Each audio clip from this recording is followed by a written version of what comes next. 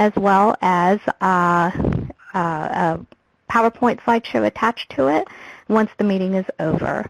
So before we begin, I am going to make sure that you have all the information for navigating through the PowerPoint slides as our presenter goes through it, and if you need any assistance, this next slide should help you. So just give me one moment and I will get us started.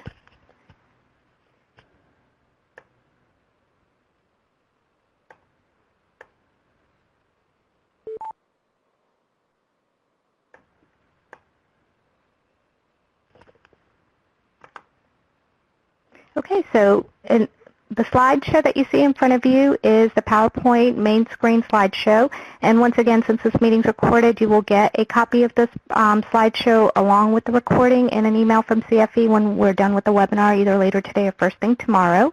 But as we're going through the session today, the center screen shows you all the information that our presenters will be going over.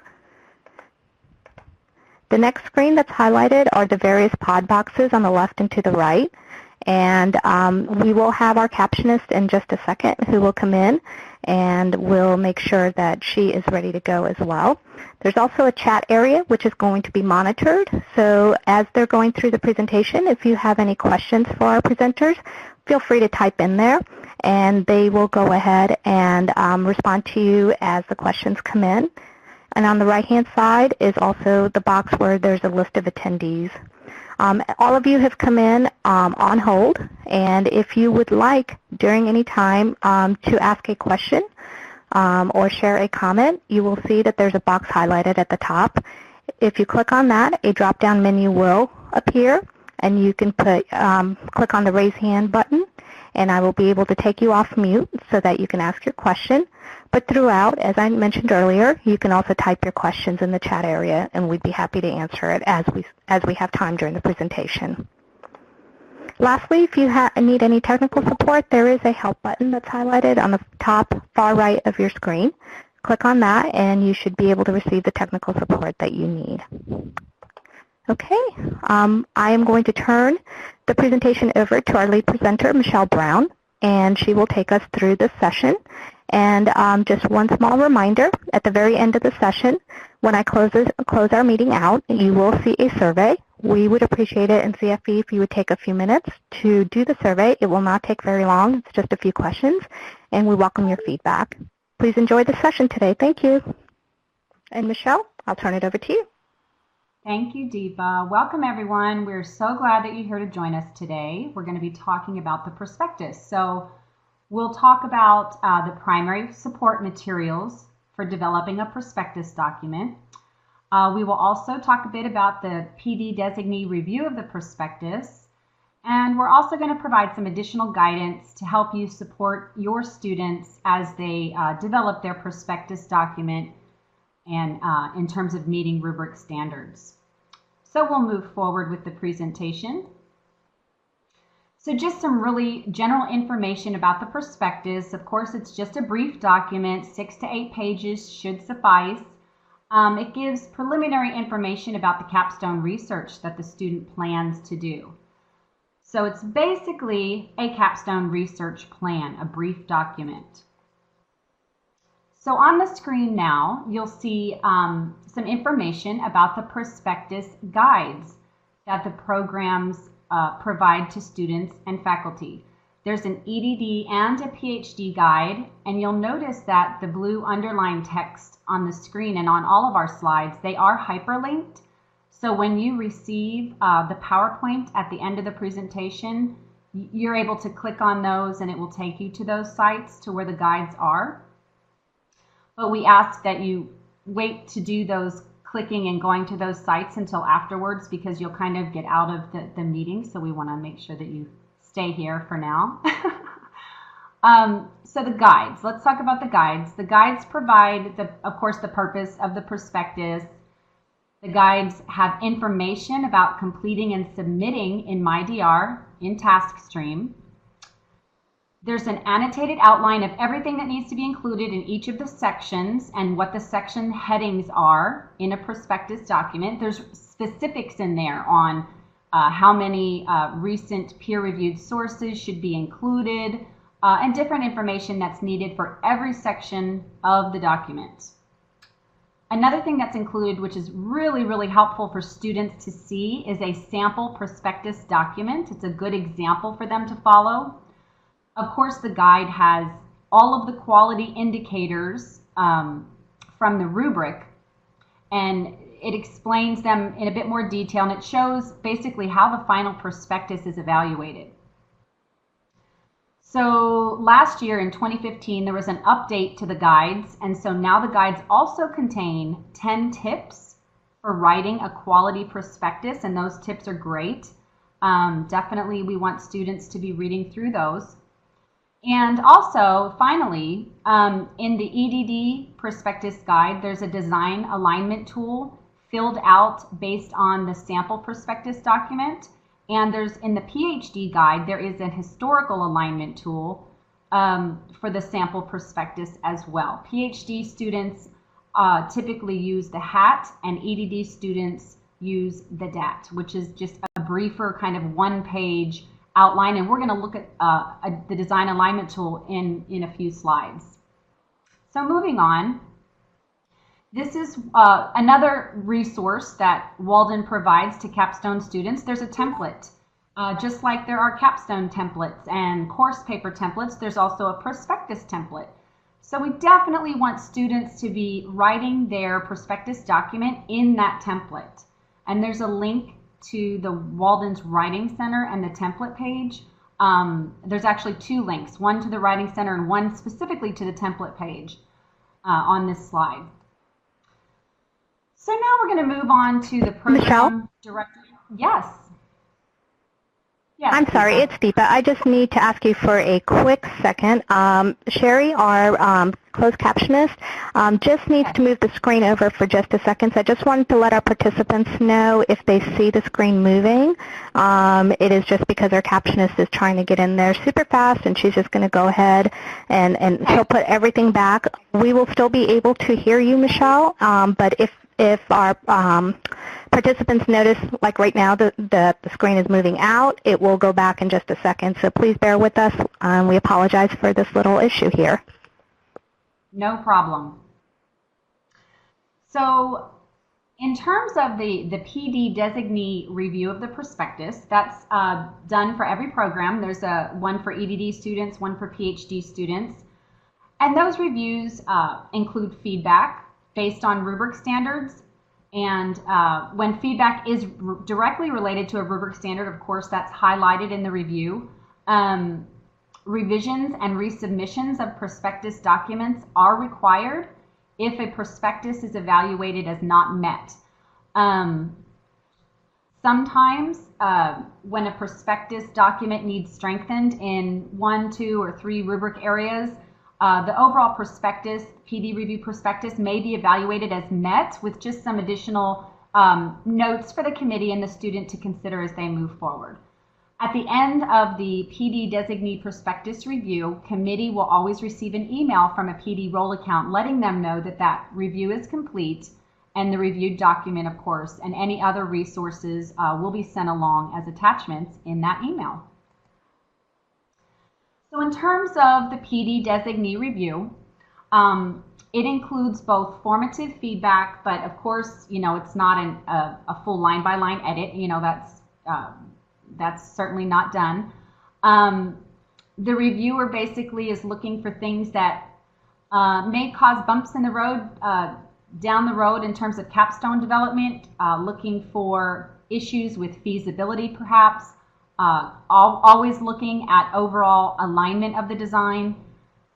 And again, comments related to rubric requirements are noted with highlighting in those returned reviews. So now we're going to talk for a few minutes about, now that we've done hundreds and hundreds of PD designee reviews, we thought it would be really helpful to have a conversation about the most common reasons for a prospectus document to be scored as not met. And there are 4 kind of areas or reasons typically that we see most often for a prospectus being evaluated as not met. And those are listed on the screen for you.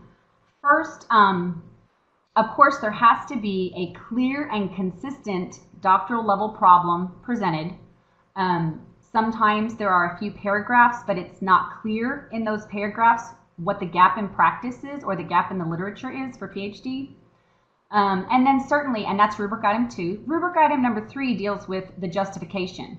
And justification, if you recall from the rubric, requires evidence. Students need to provide evidence from recent peer-reviewed literature to support that the problem is significant.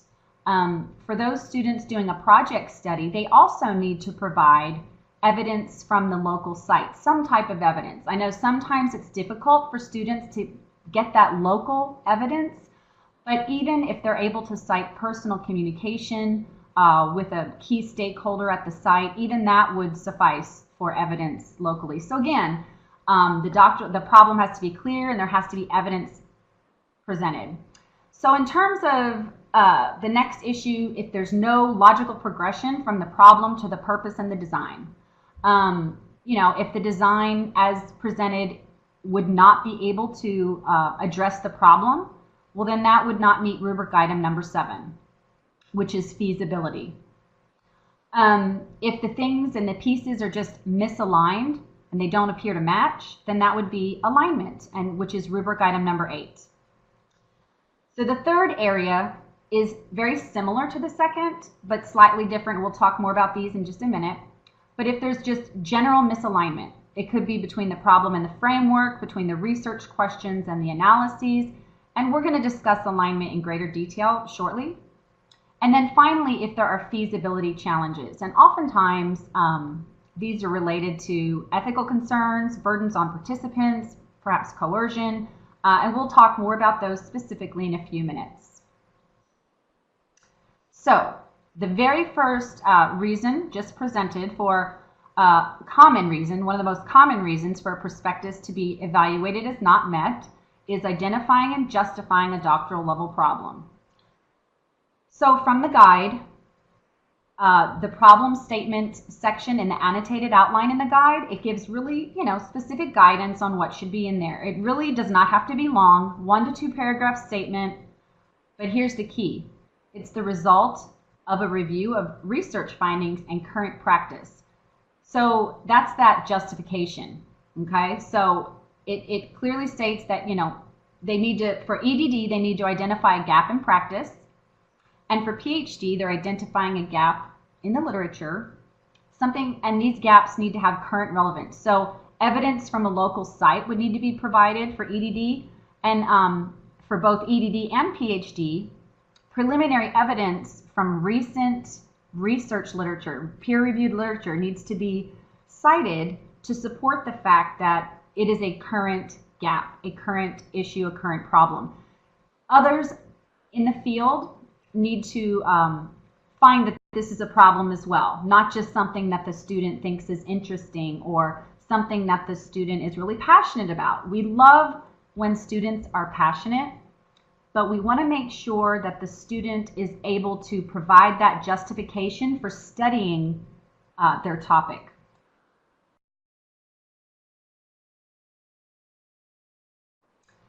So the key here is evidence, and you can see the word is in all caps. They need to provide evidence from the literature. It should be peer-reviewed and recent. There's some links on this page that are really helpful for students. Certainly for students to really get in on that Writing Center page that discusses effective use of evidence. We really want to make sure that our students are using their scholarly voice as they write. And we have a show versus tell document that we send out often to help explain or give examples to students that you can't tell the reader something, you need to show the reader by providing that evidence. So that's really key, providing the evidence that the problem is significant to the field and not just something that the student is interested in. So, some tips or reminders. It's important for students to ask themselves, is this objective? Am I speaking as a social scientist? And the one underlined there is really important. Am I using the literature to support my assertions? That's really key. And as long as they're providing, 3 to 5 recent peer-reviewed sources in a prospectus, that's really all that's required at that point. And again, remember, for EDD students, they're going to need to provide some sort of local evidence as well, that it's a problem locally. So here are the 2 prospectus rubric items related to the problem. I showed a brief version of these earlier, but these are the 2 rubric items from the guide and from the rubric, of course. Rubric item 2, meaningful, has a meaningful problem been identified? And then justified. Is evidence provided showing that it's, the problem is significant and current? All right, so on to issue number 2. The second reason why, most common reason why a prospectus document might be judged as not met is that logical progression from the problem to the study design. So in the guide, in the Prospectus Guides, there's a section on research methodology and design. And it doesn't, again, this is a brief section. It doesn't need to be extensive or too detailed, but it's a paragraph that discusses the approach that will be used. And here's the key: how the approach aligns with the problem statement. So we want to make sure that there's this logical progression from the problem as stated to the design that that they develop and that they present in their prospectus. Of course, research questions must build logically from the problem. If the research questions as written are not able to address the problem from the problem section, well, then that would be a lack of feasibility, because the design as presented cannot address the problem.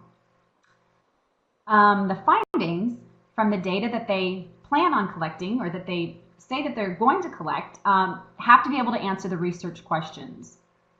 Something that's really useful for students in the early development stages, because oftentimes our students, they have a lot of great ideas and a lot of ideas floating around in their head, and they just need a way to get a grasp on it and kind of conceptualize, see the big picture, and really conceptualize their study. And the design alignment tool and the historical alignment tool are really useful for students to ensure that all of their pieces match the problem and the purpose that they present. As a chair or methodologist, you definitely want to ask your students to really take time and reflect on their plan. And ask them, are the research questions in the design, will they realistically, and are they appropriate to answer the research questions? So that's really a good question to ask early on in the process. In terms of the rubric items that are related to this issue, to the issue that we're talking about, moving from the problem to design, there are 2, and I've mentioned those, the feasible one and the aligned one. So we want to make sure that the selected approach has potential to address the problem. If it seems as though the approach that they're presenting is great, and it's great in and of itself, but if it is not able to address the problem as they presented it back in the problem section, then feasibility is not met. And then, of course, aligned. And we're going to talk a lot more about alignment in just a minute, so I'm going to go ahead and move on to the next slide. So here we go. Area number 3, one of the most common reasons a prospectus is not met is the alignment. So we want to ensure alignment in the student's design. So on the screen now, you'll see a design alignment tool, and this one is completed for the sample prospectus that's in the guide. And you can see that in the first column, they're supposed to, in a sentence or 2, like 1 sentence for the problem and 1 sentence for the purpose. It's really all it takes. So they have a problem listed in the first column as well as the purpose. Again, just 1 sentence each. And because they're in the column together, obviously one should be progressing logically into the other. And this is a key even at the very end of the process. If the final document goes for CAO review, that final review that every student needs for Walden University to sign off on that capstone research, One of the big things that the CAO designee is looking for is that logical progression. If it is not clear, then the CAO will ask for revisions for it to be clearer. So it's really important. I mean, we want to make sure that from day one, working on the capstone, that there is that logical flow from here's the problem, and because of this problem, here's the purpose of my study, which is going to address that problem. So notice that the first column covers or touches all of the other rows, the colored rows. And what that means is the problem and the purpose need to align with every research question in the study. So if there's a research question listed that just doesn't match that one sentence purpose, then that research question really shouldn't be there. There has to be alignment between everything. So notice the green row across the top. There's a question, data collection tool, data points yielded, data source, data analysis. All of these things have to match each other. So all of the green all the way across need to align. All of the yellow cells all the way across, they need to all align with each other. So this tool is really, really useful in getting like that bird's eye view of the conceptualization of the plan.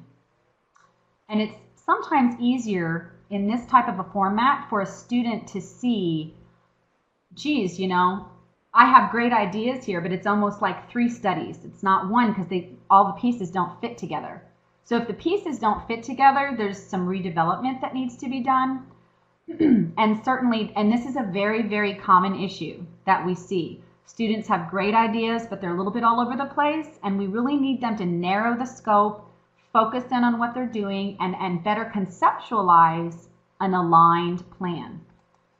So, okay, so here's an example of misalignment, and we're going to ask for your input in a minute. So here's one example would be misalignment between research questions and data collection tools. So, for example, the survey data that a student is proposing, survey data would not be able to address any of the stated research questions, even though the survey covers a related topic. So, Deepa, if you could move in the poll, and we're going to ask all the participants to look at the poll. So everyone look at the screen as soon as she moves that poll in. And the poll is going to get your input on what do you think we might be able to do here. So the survey data would not be able to address any of the stated research questions. So what possible solutions below do you think would work in this situation in terms of guiding the student? Should we guide the student in finding or describing a different survey instrument that's more appropriate and better aligned? And again, we're selecting all possible that would apply. So select all that apply. Guide the student to drop the survey from the design and use another data collection method. Guide the student in rewriting the research questions so that they're better aligned with the survey instrument description. Or suggest that the student provide a very general description of the survey in the prospectus to avoid any perception of misalignment. So I'm going to give everyone another minute or so to think about these. And again, we're going to select all that apply. And I see a lot of folks are selecting that first one, so that we're going to want to guide the student in finding or describing a different survey instrument that is more appropriate and better aligned. Yeah, that's really good. And I see there's also a lot of you who picked guide the student to drop the survey from the design and use another data collection method. Yeah, that seems to be another approach. And then several of you have also noted the third, guide the student in rewriting the research questions so that they are aligned with the survey instrument description. That's an option. I know some folks don't like to go that way because they think that the problem, we want to go in the right order. We want to pick, we're addressing the problem. So if the questions are written to address the problem, then we need to fix the the instrument and not change the questions. But it depends. It could be, that could be an option depending on the particular study. And then I'm happy to say that not many folks selected the last one, because that was basically just put something real general in there and avoid any perception of misalignment. So if there's misalignment, we really want to catch it at this stage. So that probably would not be the best approach. So if you want to go ahead and, Deepa, if you can go ahead and move the poll, and then I'll advance the slide, and you'll see that on the following slide is the solution that we put in here. But again, as you noted, the first 3 solutions could apply. So y'all did a great job. And any one of those 3 would be a way to deal with this type of misalignment. So the solution that we put on the slide, in this case, it was the most popular one in the poll, and that is that the student would need to write a research question. Oh, actually, no, this isn't the most popular one from the poll, but it was selected in the poll. Would write a research question that the survey can address, or drop the survey from the study. Really kind of combines 2. So yeah, any one of those first 3 ways from the poll would be excellent. So okay, here is another example of misalignment in a research design. If there is misalignment between the research questions and the planned analysis. So for example, let's say the research questions talk about differences in mean scores. Differences in mean scores, and let's say the planned analysis says they're going to do a correlation. Okay? So here's an example of that. A student proposes to use a phenomenological analysis to address a research question that cannot be addressed by participants' descriptions of their lived experiences. So if everyone would like to chat about this, put something in the chat box. How could we address this? So what would be a possible solution to this misalignment? The student proposes to use phenomenological analysis to address a research question that cannot be addressed by participants' descriptions of their lived experience. What might you do, or how might you guide a student to address this or to fix this misalignment? So if you want to put something in the chat, I see multiple attendees are typing. We're going to see what y'all might think about this and what possible solutions or possible guidance you might give a student to address this misalignment. Right, absolutely. Leslie noted that they would need to reconsider the methodology. Yeah. Adjust the research question to be better aligned. Yeah, that's true. That's very true. Because, you know, as long as they, shift one or shift the other, but those pieces have to align. Ask students, the analysis should emerge from the research questions. Absolutely, absolutely. So, a different approach, certainly, you know, in terms of this phenomenological approach that the student intended to use, they had that in the analysis. So, for example, in the design alignment tool, their last column, the analysis column, if they talked, you know, about a type of phenomenological analysis that they were going to do, but then you realize, well, that type of analysis cannot address the research questions as they are written. So yeah, they're going to have to change the type of analysis or change the research questions. Lucy, absolutely, yeah. Yeah, continue. You can continue putting your answers in there. I'm going to go ahead and show you the next slide that has a possible solution. Support the student in either writing phenomenological research questions or selecting a more suitable qualitative analysis approach. So there you go. Some of you did talk about shifting the research questions, and some of you talked about shifting the analysis approach. One or the other would have to be done in order to get that alignment. So great job. Great, great job. All right, so one more example of misalignment. If there's misalignment between the data collection tool, so the instrument, okay, and the planned analysis. Okay, so we're going to do another poll. Let me read the scenario first. A student proposes to perform a statistical test that is not possible with the data that the data collection tool would yield. For example, they're proposing to use a t-test for their analysis, and the dependent variable is only categorical. It's not numeric. So that's an issue. There's a misalignment there. So Deepa, if you could move the poll onto the screen, we're going to give folks a chance to vote on this one. So again, similar to the last one, you're going to want to select all possible solutions that apply. So if the student wants to do a statistical test that's not possible with the data collection tool, how would you guide that student? Would you support the student in selecting a suitable statistical test? Would you guide the student in revising the hypotheses? Would you guide the student in revising the data collection method so that the data yielded can be analyzed by the t-test? And again, that method means also tool, revising the tool so that the data yielded can be analyzed by the t-test.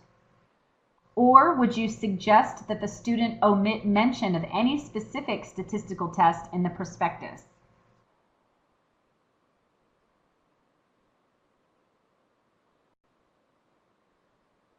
I see everyone's voting. Awesome, awesome, awesome. Many of you have selected the first one, which is a great approach. Support the student in selecting a suitable statistical test. That kind of seems like the easiest way to go, right? The second one, revising the hypotheses. Yes.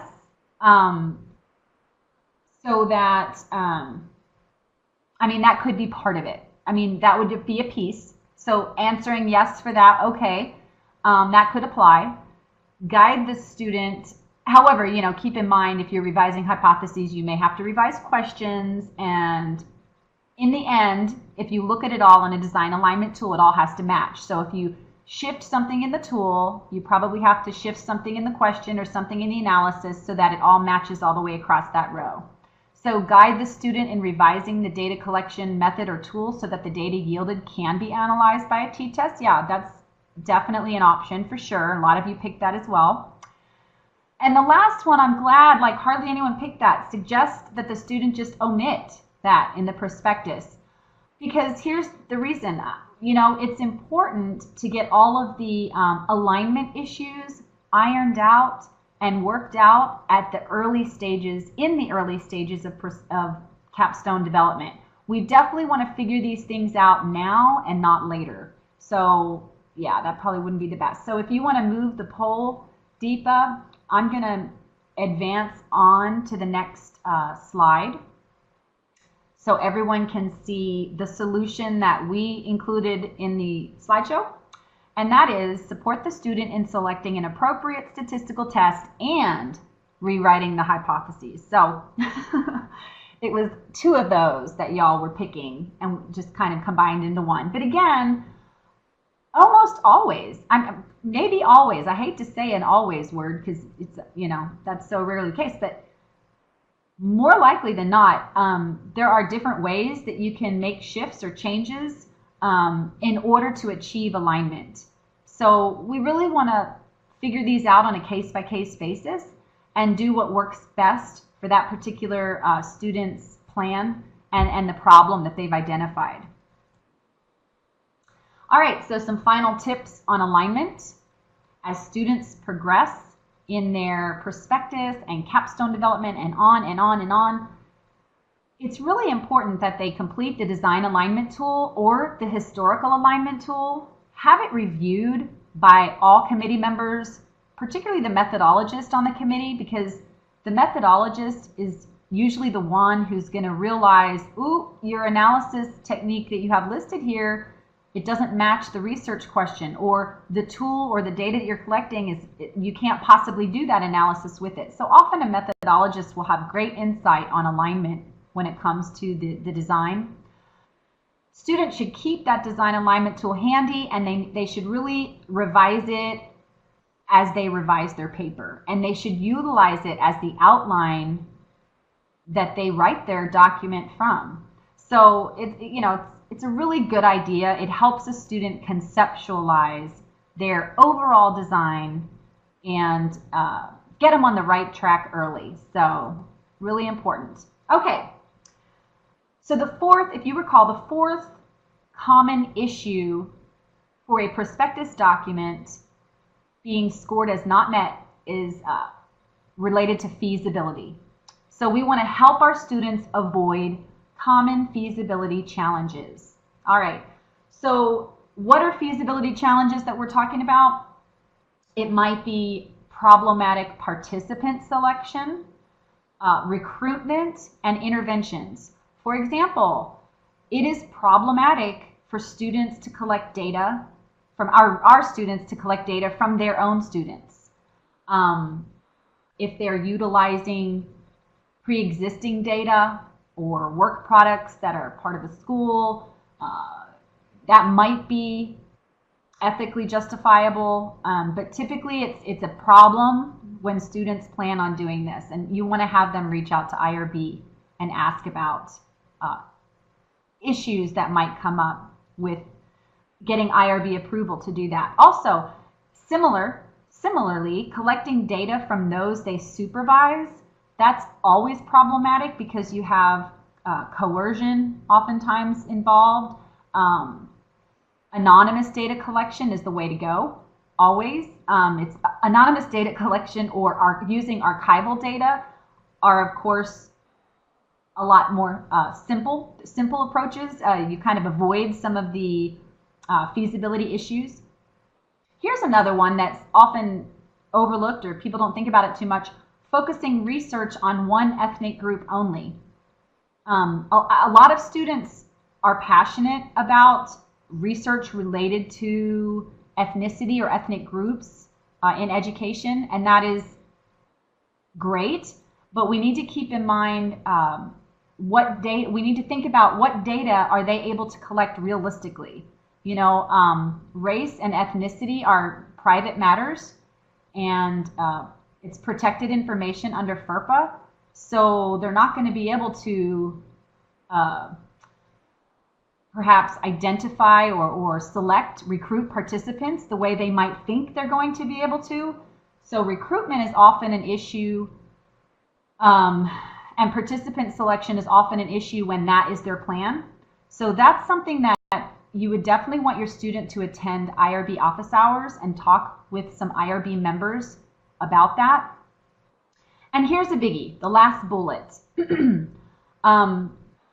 Proposing any type of intervention, treatment, or curriculum as a research activity. Walden University cannot sponsor these things. So the researcher, for example, in a community college, a student wants to implement a new curriculum into this course to see how it works. Well, the university or the community college can do that and they can sponsor that activity, but the researcher cannot do that as a research activity. I hope I'm being clear on that. So basically, if a school site or a study site, if they themselves want to sponsor and implement something, so if a school district wants to implement a new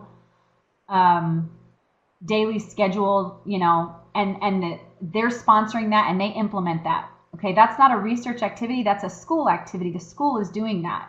And then the researcher then can examine outcomes of that. But it needs to be clear in the document that interventions, treatments, and curriculums are not a research activity conducted by the researcher, okay? Any questions on that, you definitely also would want to have your student follow up with the IRB. So here is another potential issue, and I'm going to ask everyone to chat in a moment about this. So here's something problematic. This is for education students, PhD and EDD alike. So can our education students study a psychological issue like anxiety, for example? Guidance from the IRB and also program level guidance. Doctoral education researchers must stay within their area of professional practice. So topics that their program coursework covers, their specialization, their degree. Okay, so they can't cross over into another field. So if you notice the language there, this also relates to rubric standard number 2 that we already looked at. Rubric standard number 2 on the prospectus rubric talks about the fact that the topic identified, the problem, must stay within the student's area of professional practice. Okay, so what this means for a chair of a committee, you need to be really careful in guiding your student or approving a topic of your student. You need to look at the student's specialization and then look at the topic and ask yourself, does that topic seem appropriate for the specialization? Let's look at this example. Student in HEAL, so that's higher education and adult learning. So higher education adult learning student wants to study how pre-K students experience fear on the playground. What are your thoughts about that? Does the topic appear to be appropriate for a HEAL study, which is higher education and adult learning? And at the same time, does that topic appear to stay within the student's area of professional practice, which is education? Exactly. Thank you. Thank you. I see comments, not appropriate, adult learning does not equal pre-K students. No, the student is in adult learning, out of their area of expertise, not appropriate. Absolutely. Thank you so much for that. I'm so glad to hear you say that. Here is a very important message that I want everyone to hear today, and that is you don't have to decide on the appropriateness all by yourself. If you're unsure, the best thing to do is reach out to the program director for the student's specialization. Whatever specialization that student is in, send the problem or the purpose of the study or the research question, send the general topic to the program director and ask the program director if they approve that topic. That's a great way to ensure that the student is definitely staying within their area of professional practice. Okay, so thank you so much for that. I appreciate those chats. All right, so now I'm just gonna present 5 tips, and these were developed actually by IRB, so these are so important and just really right on. So tips, these are general tips for avoiding ethical problems. And remember, ethical problems relates to prospectus rubric number 7, which is feasibility, because at the end of that rubric standard, it states, and are the risks and burdens something for participants. So like any risks and burdens deals with rubric item number 7. Okay, so tips. Use anonymous methods if possible. And I mentioned this earlier. It's a great way to avoid problematic situations, especially if you're dealing with subordinates or students or other vulnerable individuals. Anonymous data collection methods are great. Okay, separate the researcher role from all others. Now this is kind of related to the idea that we talked about. As the researcher, students cannot, just because they work somewhere, they don't want to implement something new just to research it, okay? Because that would be blurring the lines between their role as a researcher and their role at that institution. So we definitely want to make sure that they separate that researcher role from any other role they might have at the participant site. Ensure study alignment. And we talked a lot about study alignment, but it is true. If a design appears misaligned at the IRB stage, they will send it back to the program and ask the program to look into that. So we definitely want to make sure that study design is aligned before moving forward. Okay.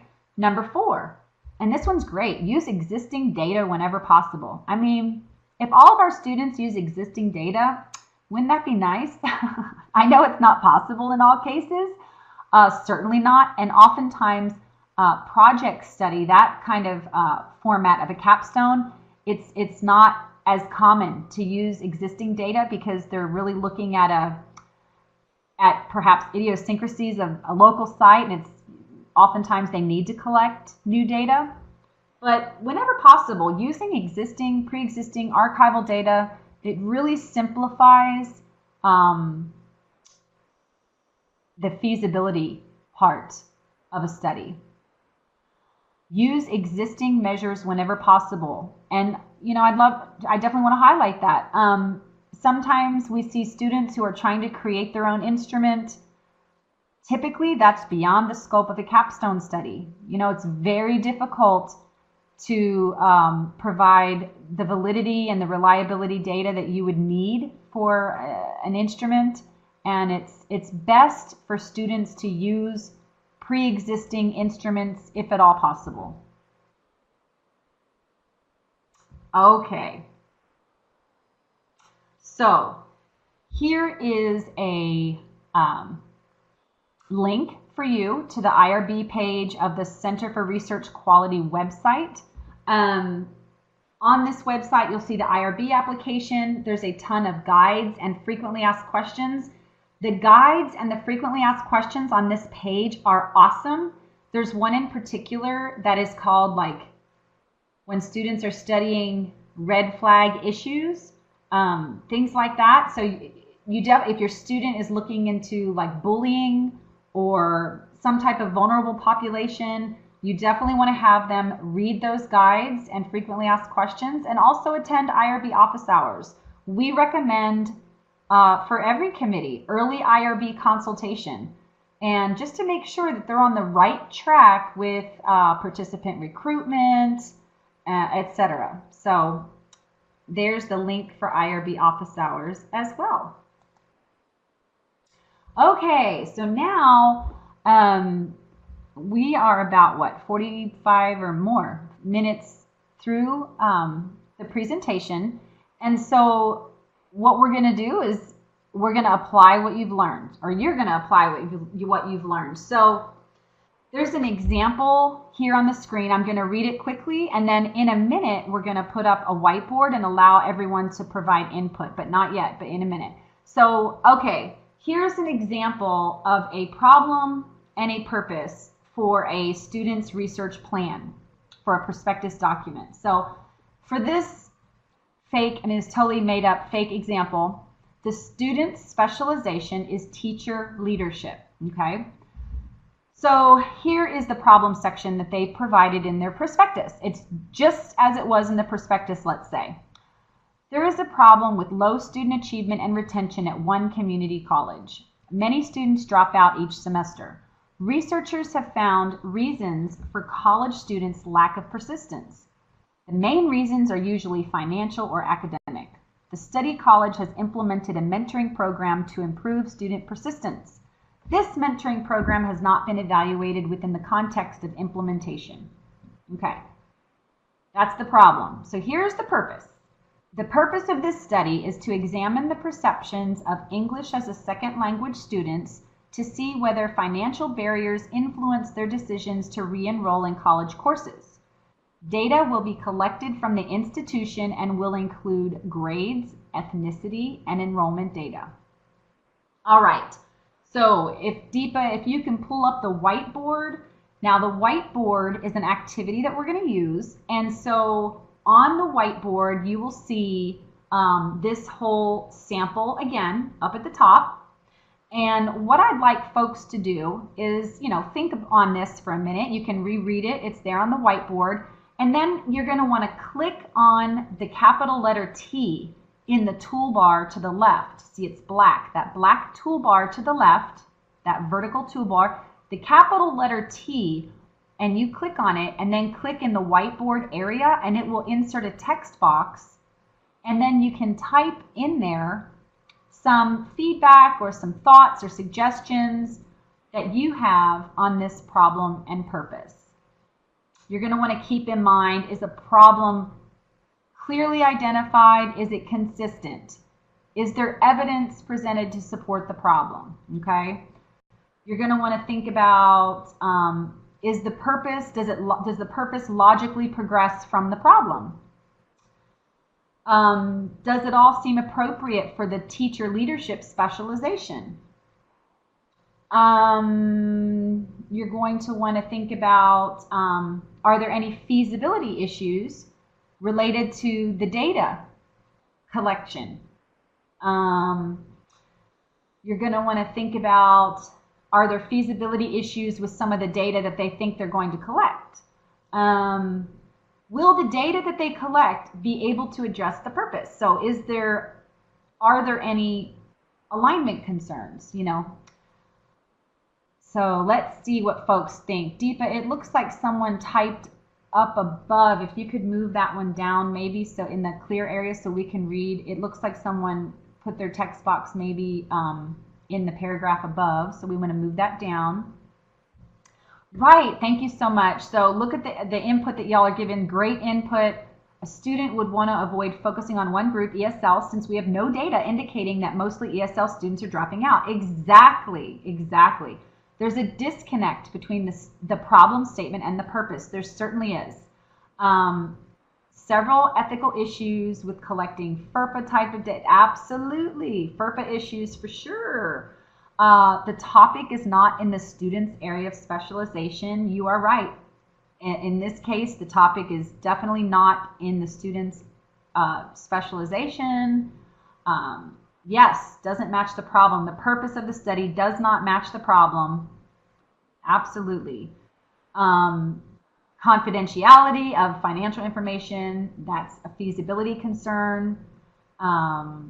Yes, they're not in the right area of specialization. Working with one ethnic group, yes, can cause difficulty. Absolutely. Y'all are hitting like the multiple nails right on the head. So. And I love this. This appears to be two different studies. It does, doesn't it? It absolutely appears to be two different studies. No real support from research for either section. That's huge, right? Not only do they not give any evidence for the local site, but they don't give any evidence anywhere from research literature as well. Yes, the purpose of the study, right. You'd think that they'd be evaluating that mentoring program because that was the last thing they mentioned in their problem. The mentoring program has not been evaluated within the context of implementation. Absolutely. Yes, how do financial barriers relate to grades, ethnicity, and enrollment? Good question. You see, I think in a case like this, you think about how much this student would have benefited from using an alignment tool like the design alignment tool. They could see, you know, how the pieces are mismatched, how looking down column number 1, the problem's not logically progressing into the purpose. So y'all, for this one, literally, like, you know, rubric standard number 2 would be not met because there's no clear, consistent problem. It kind of shifts in the first paragraph. Rubric standard number 3 would not be met because there's no evidence provided from a local site or the literature. Rubric standard number 7 would not be met because there are feasibility issues with collecting that type of data. Rubric standard number 8 would not be met because there's misalignment throughout. So at the very least, we're looking at 4 rubric standards not being met. So thank you so much for that. That was great, great participation. Exactly, yeah. It looks like they needed more focus before they wrote the prospectus. Absolutely. And that's what an alignment tool will help them to do. It's kind of forcing you to focus and align what it is that you want to do. Okay, Deepa, if you want to move the whiteboard off to the side, I really want to thank everyone for that awesome, awesome participation. That was great, and I love the whiteboard. That worked really well. So we are at the time in the presentation where we're wanting to know what questions we haven't answered that you have. And I'll also point out that the web links, if you click on it now, it'll take you out of the meeting room. But the web links down below, which you will also, again, you'll be getting all of these links and resources sent to you after the meeting. But there's the PhD page on the Center for Research Quality site, and there's the EDD page. Each of those pages have all the capstone documents students need to do the prospectus, the proposal, the final study. It has all the prospectus guides and rubrics. It has links to templates. It has the capstone rubrics and checklists and lots of information on these 2 pages. But so what questions do y'all have that we might answer? Should I be expecting the DAT to be completed when I review a draft of the prospectus? That's up to you. You know, a lot of faculty have provided feedback to us that they are now requiring it of students. If the committee requires it of students, I think that's a really good way to get the student on the right track early on, and it's a really great way for a faculty member to look over a document that's very, very short, like a 1-page document, so they can judge initially, like, is everything lined up? Does everything look like it matches?